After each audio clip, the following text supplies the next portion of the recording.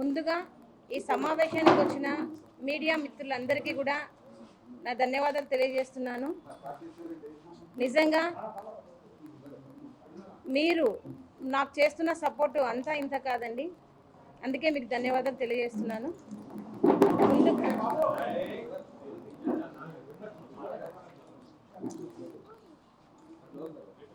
ఈ సమావేశాన్ని ఎందుకు ఇక్కడ ఏర్పాటు చేయాల్సి వచ్చింది అంటే, నా గిరిజన 14 సంవత్సరాల మైనర్ అయిన నా కూతురు సుగాలి ప్రీతి కట్టమంచి రామలింగారెడ్డి రెసిడెన్షియల్ హై స్కూల్లో 10వ తరగతి చదువుతుండగా అతి కిరాతనంగా అత్యాచారం చేసి హత్య చేసి ఆత్మహత్యగా చిత్రీకరించిన విషయం మీరందరికీ తెలిసిందే. ఆ విషయంకై నేటి వరకు 8 సంవత్సరాలుగా ఒక కుంటిదాన్నైన నేను పోరాటం చేస్తూనే ఉన్నాను. మరి ఇప్పటికీ కూడా న్యాయం అనేది ఏ క్వశ్చన్ జరగడం లేదు. మరి పవన్ కళ్యాణ్ గారు ప్రతిపక్షంలో ఉన్నప్పుడు సుగాలి ప్రీతి కేసుకి నేను న్యాయం చేస్తాను, సుగాలి ప్రీతి కేసు తల్లిదండ్రులతోనే మేము ఉంటాము అని అండగా ఇచ్చి మాట ఇచ్చి ఇప్పుడు డిప్యూటీ సీఎం అయిన తర్వాత మరి సుగాలి ప్రీతి కేసుని గాలికి వదిలేసిన విషయం కూడా మీకు అందరికీ తెలియజేస్తా ఉన్నాను. మరి ప్రతిపక్షంలో ఉన్నప్పుడు అంతగా మాకు అండగా ఇచ్చిన మరి జనసేనాని గారు మరి ఈరోజు ఎందుకు సుగాలి ప్రీతి కేసు గురించి పట్టించుకోవడం లేదో ఈ మీడియా తరఫున నేను ప్రశ్నిస్తాను అన్నగారిని. అన్న, మీరే మాకు మాట ఇచ్చారు, ఖచ్చితంగా కూటమి ప్రభుత్వం వస్తుంది, ప్రభుత్వం వచ్చిన ఫస్ట్ సంతకమే సుగాలి ప్రీతి కేసు అన్నారు.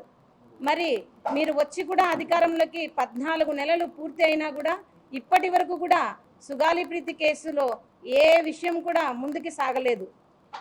మరి ఎందుకు ఇంత వ్యత్యాసం అని నేను అడుగుతా ఉన్నాను. మరి పవన్ కళ్యాణ్ గారికి నేను ఒకటే సూటిగా అడుగుతున్నాను. మరి రేపు సెప్టెంబర్ 4వ తేదీన అసెంబ్లీ సమావేశాల్లో ఖచ్చితంగా సుగాలి ప్రీతి కేసు గురించి చర్చించాలి. మరి ఖచ్చితమైన నిర్ణయం తీసుకొని మరి కేంద్రం మీద ఒత్తిడి తెచ్చి సిబిఐకి అప్పగించాలి నా కేసుని, లేదా కనీసం ప్రత్యేక బృందంనైనా వేసి సిట్టుతో అయినా నా కూతురి కేసుకి హంతకులను మీరు శిక్షించాలి అని కోరుతా ఉన్నాను. మరి అదేవిధంగా మరి ఈరోజు సేనాని గారు మరి సేనాతో సేనాని అని మీరు ఒక విస్తూర్ణమైన కార్యక్రమం పెట్టారు. మరి సుగాలి ప్రీతి కేసుకు మాట ఇచ్చి ఎందుకు మరిచారని నేను అడుగుతా ఉన్నాను. మీరు ఎందుకు కేంద్రం మీద ఒత్తిడి తెచ్చి సిబిఐకి నా కేసును ఇప్పించలేకపోతున్నారని మేము ప్రశ్నిస్తూ ఉన్నామన్నా.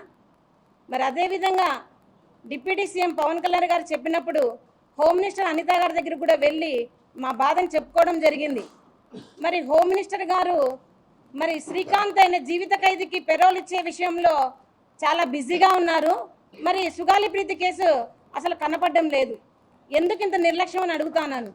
మరి మీరైతే కనుక మాట ఇచ్చిన ఎమ్మెల్సీ అనంతబాబు డ్రైవర్ హత్య కేసులో మరి ఎంత చొరవ తీసుకొని మీరే వాళ్ళ ఇంటికి వెళ్ళి మరి పరామర్శించి ప్రత్యేక బృందాన్ని వేసి మరి మీరు ప్రత్యేక విచారణాధికారిగా వేసి ఈ సమయంలో ఈ కేసు అయిపోవాలని చెప్పారు. మరి గుర్తుందా అనిత గారు, నేను ఈ కుంటిదాన్నైనా నేను మీ ఆఫీస్ చుట్టూకు వచ్చి మరి గంటలు గంటలు నా కేసుకు జరిగిన అన్యాయం గురించి వివరించాను. మరి ఆ వివరణ అంతా మీకు ఎక్కడ వెళ్ళిందని అడుగుతా ఉన్నాను. ఎందుకు ఇంత నిర్లక్ష్యం అనిత గారికి అని అడుగుతా ఉన్నాను. సుగాలి ప్రీతి అంటే గిరిజనులంటే ఓటుకు మాత్రమే మీకు పనికొస్తాను, ఎందుకు న్యాయం విషయంలో సుగాలి ప్రీతి కేసుకి ఇంతవరకు న్యాయం జరగలేదని హోమ్ మినిస్టర్ అనిత గారిని కూడా నేను అడుగుతా ఉన్నాను. మరి రాబోయే కాలంలో ఖచ్చితంగా సుగాలి ప్రీతి కేసుకి న్యాయం జరగకపోతే ఖచ్చితంగా మేము గవర్నర్ని అపాయింట్మెంట్ తీసుకొని గవర్నర్ గారికి కూడా మాకు జరిగిన అన్యాయాలు అక్రమాల గురించి కూడా మేము గవర్నర్ గారికి తెలియజేసుకొని న్యాయం కోసం మేము గవర్నర్ గారిని అర్జిస్తామని చెప్తున్నాను. ఇంకా అతి త్వరలో మేము సుగాలి ప్రీతి కేసు జరిగిన అన్యాయంపై డిజిటల్ క్యాంపెయిన్ కూడా మేము చేయదలుచుకున్నాము. ఆ డిజిటల్ క్యాంపెయిన్కి సూచననే ఈ బ్యానర్. మాకు ఎందుకు ఇంత నమ్మక ద్రోహం చేయాల్సి వస్తుంది అనేది ఈరోజు ప్రశ్నార్థకమైనది.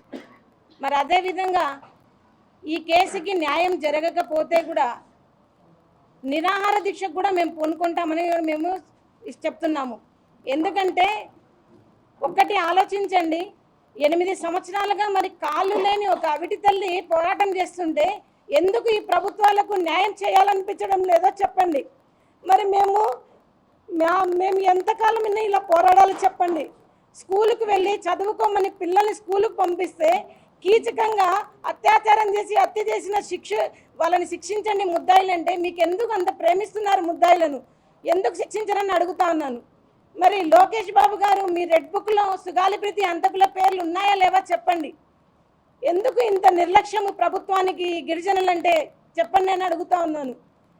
మరి నేను ఈడ్చుకుంటూ ప్రతి ఆఫీస్ చుట్టూ నేను నా కూతురు గురించి చెప్తున్నానే, మరి ఒక్కరన్నా స్పందించడం లేదు ఎందుకు?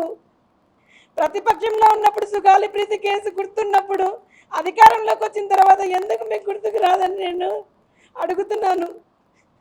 మీరు న్యాయం చేయలేరా? చేస్తారా చెప్పండి. ఒకవేళ న్యాయం జరగని పక్షంలో నిజంగానే మంగళగిరి పార్టీ ఆఫీస్ దగ్గర, జనసేన పార్టీ ఆఫీస్ దగ్గర నేను ఆమరణ నిరాహార దీక్ష కూడా మేము పూనుకుంటాము.